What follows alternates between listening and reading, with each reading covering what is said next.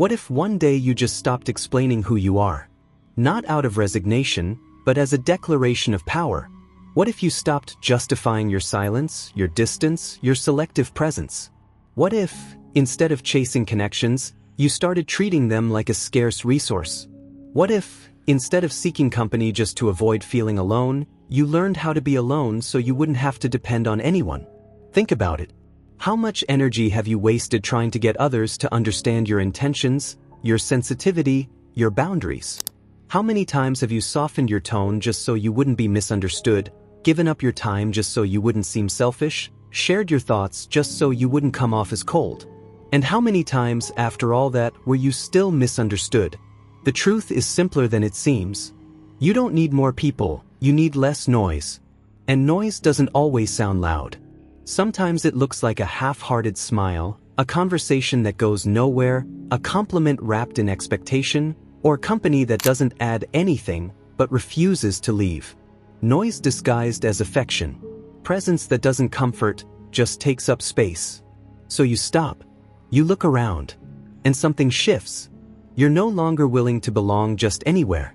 You don't want to speak unless it's real. You won't water yourself down just to fit in. Something inside you starts demanding a different kind of power. One that doesn't come from controlling others, but from mastering yourself. That's when the real game begins.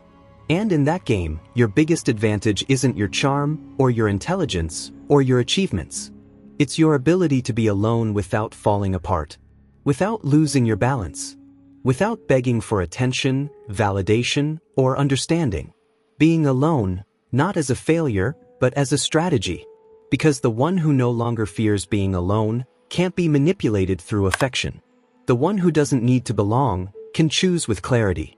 And the one who isn't looking for attention becomes unpredictable. And in a world that's built to convince you that you need someone to be okay, the one who doesn't need anyone becomes dangerous. But it's not arrogance.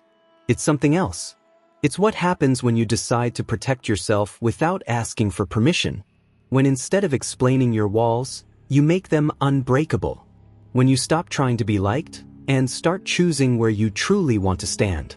When you stop wasting energy on fragile ties and start building something solid inside. That's when the transformation starts. You begin to walk differently. Not faster, not stronger, just cleaner, lighter. As if something that used to weigh you down has finally snapped, or maybe just revealed itself. You're no longer drawn to loud places, empty words, or hollow promises. Not because you're sad, not because you're bitter. Because now you recognize the power of silence. The real kind. You realize that not having someone doesn't mean you're incomplete. That not speaking doesn't mean you're unaware. That not showing up everywhere doesn't mean you're absent. And once you understand that, something else starts to shift. People begin to see you differently. They won't say it, but they feel it. Something in your presence no longer vibrates like it used to. You don't react the same. You don't over-explain. You don't hand over pieces of your inner world so easily. And that, though they may never say it, makes them uneasy. Because the world expects you to scream who you are. To share everything. To pour your soul out in every conversation. But you're done putting your emotions on the table like there's something others get to play with. It's not that you hate people. On the contrary, you see them more clearly than ever. You know how to read between the lines. You know when someone is speaking from fear, from emptiness, from calculation. That's why you protect yourself, not because you hate, but because you're done bleeding energy. That's power. Not the kind that commands a room, but the kind that quietly leaves it. The kind that walks away without a scene. The kind that says no without guilt. The kind that stays silent without feeling the need to fill space. The kind that sees everything and speaks very little. The kind that watches the game without needing to play. And yes, from the outside you might seem cold. They'll say you've changed. They'll say you're not the same anymore. And maybe they're right. You're not. You stopped begging to be understood. You stopped asking for a seat at the table. You stopped building bridges for people who only carry matches. Do you know what you did? You cut the invisible thread that tied you to other people's opinions. And that, though they can't quite put it into words, is what unsettles them. Because you're living proof that it's possible to be alone without being empty. that it's possible to walk alone and still have direction. You learned it the hard way. Maybe through betrayal. Maybe through disappointment. Maybe through the kind of emptiness that no one else can fill. You learned it through trial and error, maybe even thinking for a while that the problem was you. Until one day, you realized it wasn't you. It was the sheer amount of noise in your life. So you chose silence. And in that silence, you found something no one can ever take from you: clarity. You're no longer interested in being right. You're not here to explain your path. You're not here to convince anyone of your worth. You've stopped diluting your essence just to keep others comfortable. You've stopped looking for emotional lifeboats.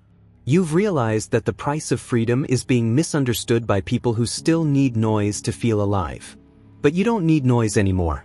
You've found another way to exist. One that's quieter, stronger, one that doesn't need a stage, one that doesn't live off applause, but off integrity. So now, when you walk alone, it's not out of rejection. It's out of discernment. And that's the difference between someone who's running from the world and someone who's learned how to move through it without losing themselves. You don't need company to validate you. You don't need love to feel whole. You don't need to show your scars to prove you're strong. Your strength is in the fact that you don't need to be understood. Yes, you're alone, but you're not lost. You're alone, but not at war. You're alone, and that is what makes you free. And if one day someone asks why you chose silence, why you stopped being everywhere, why you no longer make yourself so easy to access, you can answer calmly, because I learned how to stay with myself. And that's something I'll never trade again. The hardest part of walking alone isn't the silence around you. It's the noise inside your head. That voice that shows up from time to time, asking if you're doing the right thing, if maybe you're shutting yourself off too much, if you're missing out on something out there. It's that small, quiet doubt that often makes people go back to the crowd, even when the crowd is where they betray themselves. Because being around others can calm your anxiety, but it doesn't always feed your soul. And you know it. You learned it. You figured out that most connections aren't shelter, they're habit. That a lot of hugs aren't comfort, they're just routine. That most conversations don't come from a real desire to understand you. They just help people kill time, avoid silence, or feel alive through someone else. But you're not chasing noise. You're after truth. And truth, more often than not, shows up when you're alone. That's why you pulled away. Not out of arrogance. Not out of pride. Out of necessity. Because your soul started craving a different kind of oxygen. A different rhythm. A different depth. You couldn't keep pretending everything was fine, that shallow was enough, that lightness would carry you. Something inside you started to tighten every time you found yourself in spaces that lacked meaning. Every time you smiled on autopilot, listened without being heard, offered understanding without getting any in return. And that's when you realized your sensitivity wasn't weakness. It was a compass. That the discomfort you felt wasn't a flaw, it was a signal. That's how you arrived at this new territory, the space of chosen solitude. A place with no audience, but plenty of direction. No applause, but a quiet sense of peace. Fewer words, but a clarity you never had before. Suddenly you can see emotional games for what they are, fake closeness for what it is, affection that only exists when something's expected in return. And you understand that a lot of people weren't drawn to who you are, they were drawn to what you gave. Your energy, your attention, your ability to listen. And the moment you stopped giving all of that away like it was nothing, many of them left too. That's when you learned another truth. Solitude filters. The ones who stay when you're no longer giving anything but your presence, those are the ones who matter. The rest were just transactions. And still, at the beginning it hurts. It's not poetic. It's not cinematic. It's raw. It's realizing how many of your relationships were held together by your one-sided effort. It's looking back and seeing all the times you shrank yourself to avoid conflict, how often you lowered the volume of your truth just to fit in. It's learning how to trust yourself again without anyone holding you up. But then, after you pass through that initial discomfort, something deeper begins. The building of a version of you that no longer needs to pretend to be accepted. You become more selective, not because you think you're better, but because now you see things clearly. You can't afford to keep giving yourself to spaces that don't protect your energy. You can't keep letting your soul erode just to fit into other people's dynamics. You discover you don't owe anyone an explanation for your evolution. Not everyone deserves access to your thoughts. Your silence is a language too, and often, saying nothing is the most respectful way to respond. From the outside, people don't always get it. They see you as quieter, more distant, less involved in the usual social scenes. Maybe they think you're lost, closed off, missing something. But what they don't realize is that you've found something very few ever do: inner direction. You've stopped living to be understood. You live to be true to yourself. And it shows. You don't speak just to fill space anymore. You don't jump into every conversation. You don't engage in endless cycles of small talk. You've stepped out of relationships where energy only flowed one way. You've become simpler, and somehow more profound. More grounded in how you show up, but more exact in your presence. Sometimes a single look from you says what you once needed 1,000 words to explain. And in that process, you start valuing what used to go unnoticed. Time without interruptions. The quiet cup of coffee you drink alone while watching the world move.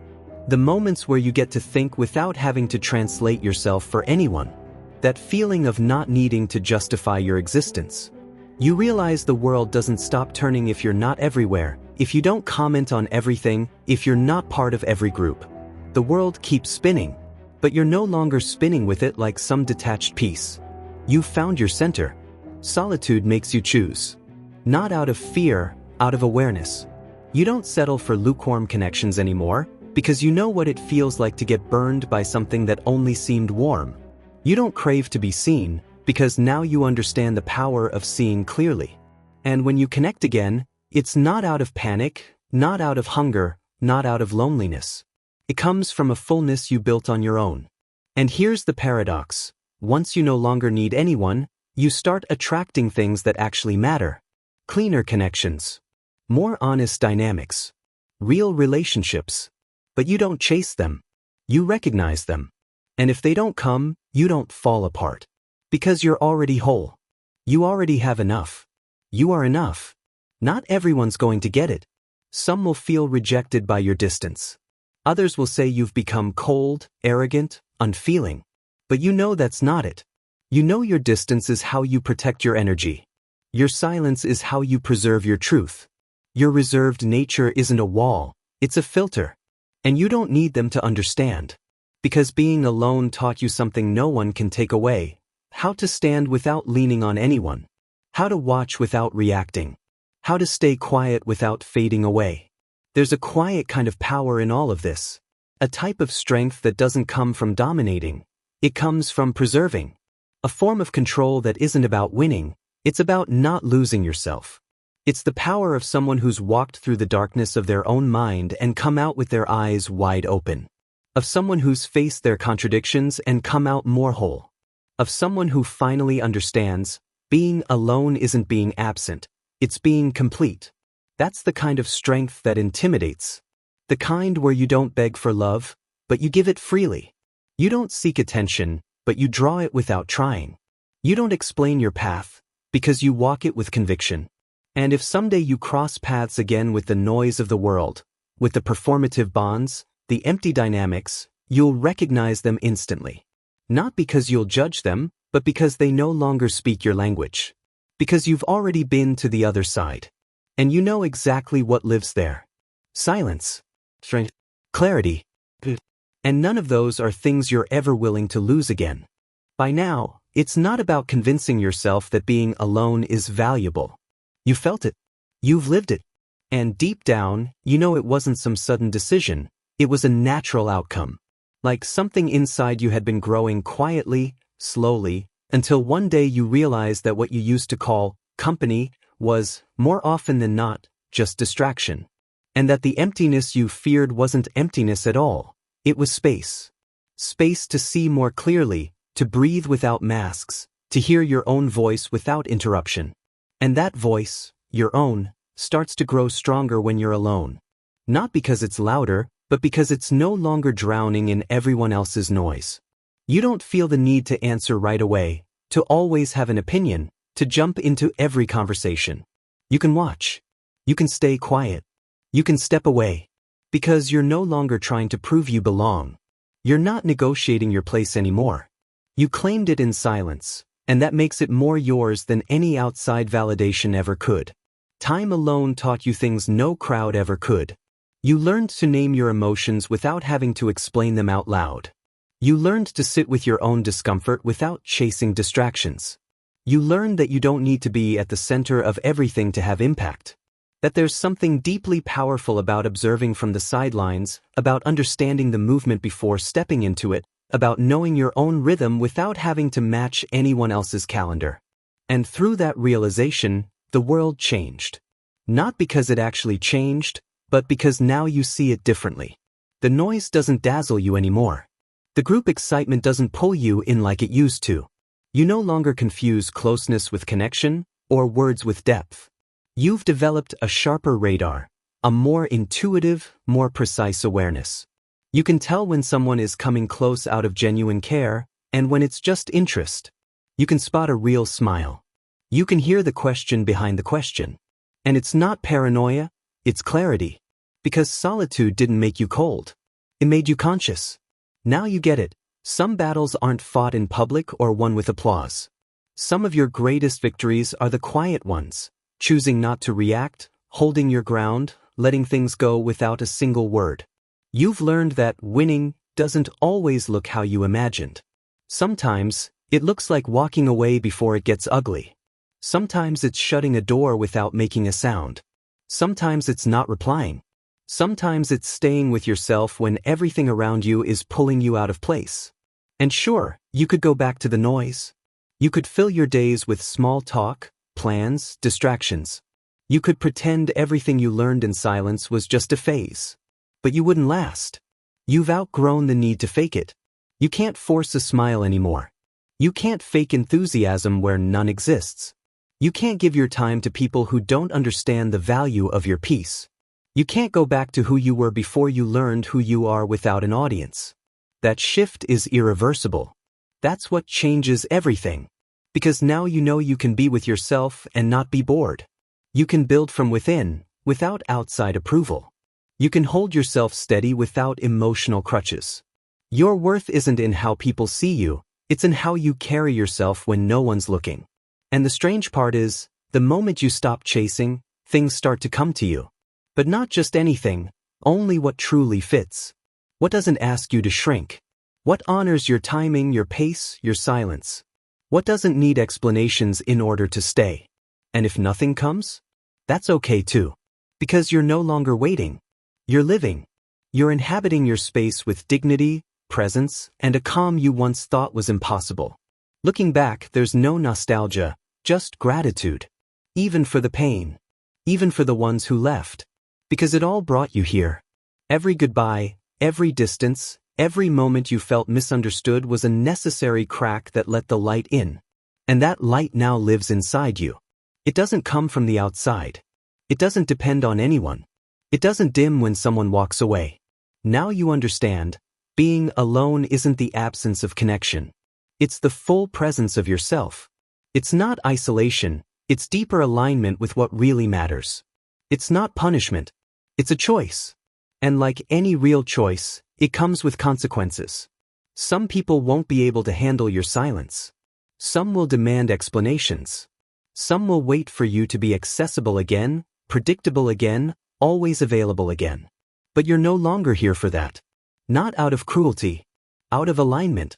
Because if there's one thing you refuse to betray again, it's the peace you fought so hard to find. And yes, you'll still have moments of doubt. Days when the world feels too loud, too fast, too empty. You'll have gray days. Hollow hours. Questions that don't have answers yet. But even in those moments, you'll know you're not lost. You'll remember that the solitude you chose isn't a void, it's a foundation. It's not a hole, it's a root. And while others spin in circles, chasing meaning in the chaos, you'll be there. Still, grounded, quiet, awake. Because you've already grasped what very few people ever do. You don't need to be everywhere to matter. You don't need to be seen to have value. You don't need constant company to feel alive. You need presence. You need truth. You need depth. And you found all of that on your own. Now you can look at the world straight on. Not with superiority, but with calm. Not with bitterness, but with clarity. You can walk among others without losing yourself, listen without absorbing, give without draining. You've learned how to protect what really matters. And what matters most, more than status, more than noise, more than applause, usually can't be shouted, posted, or shared. It's guarded. It's respected. It's lived, quietly. You're alone, yes. But you're also whole. You're alone, but nothing's missing. You're alone, and for the first time, you know with absolute certainty, you wouldn't trade that place for anything.